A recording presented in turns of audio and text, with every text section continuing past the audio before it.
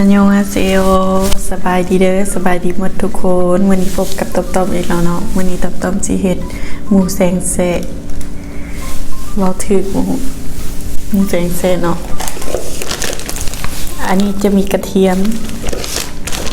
อันนี้บดแล้วเนาะต้มบดละแล้วก็พาอันนี้พาเนาะใส่แนวละน้อยตัวนี้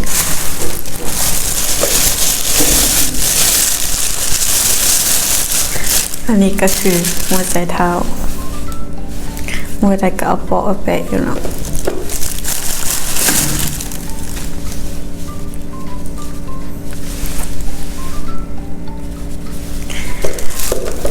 มาปอกกันเลย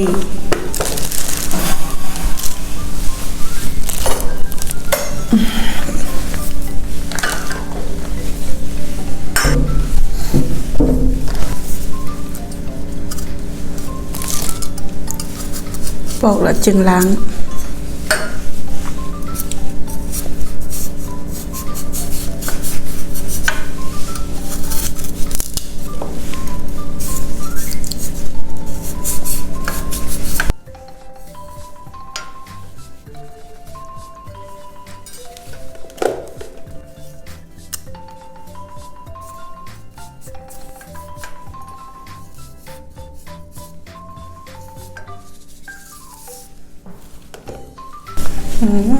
ต้มลืมบอกเนาะ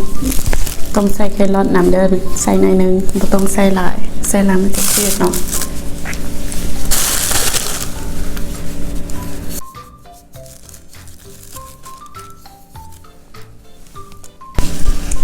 แล้วก็ได้แล้วเนาะ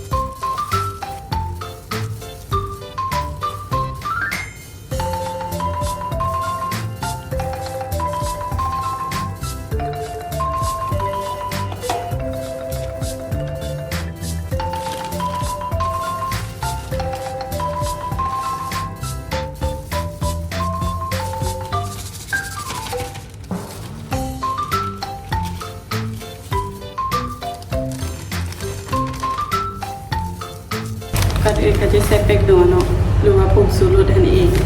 น้ำปลาน้ำตาลมะเขือหยาบเนาะตัวนี้เป็นมะเขือหยาบ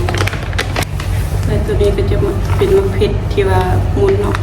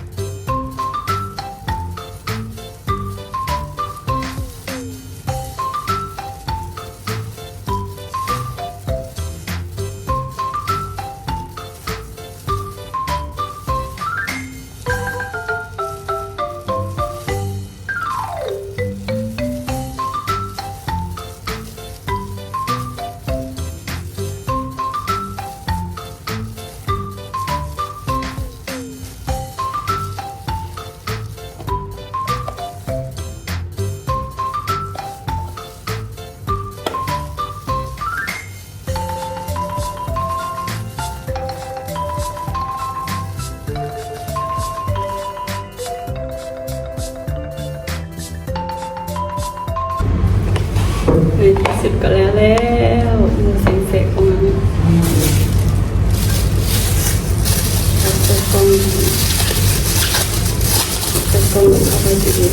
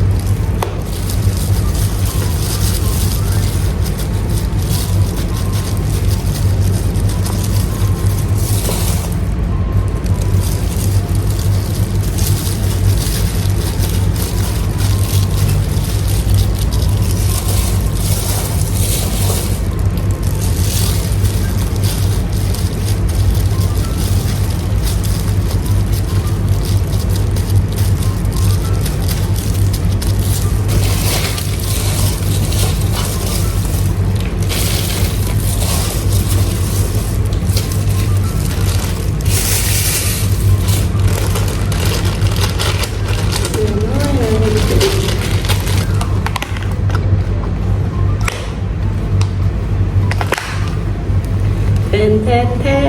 ๆเลือดตรงนี้เนาะเลยล่ะเป็นกระบอกเป็นยัง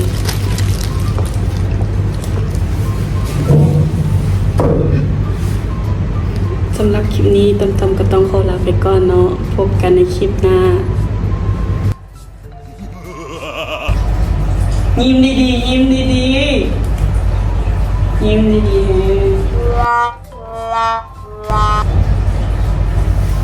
เข้ามาตรงนี้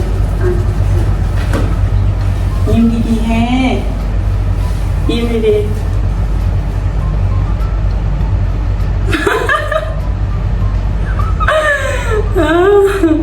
เป็นยังอันยองอีเคเซลบายบาย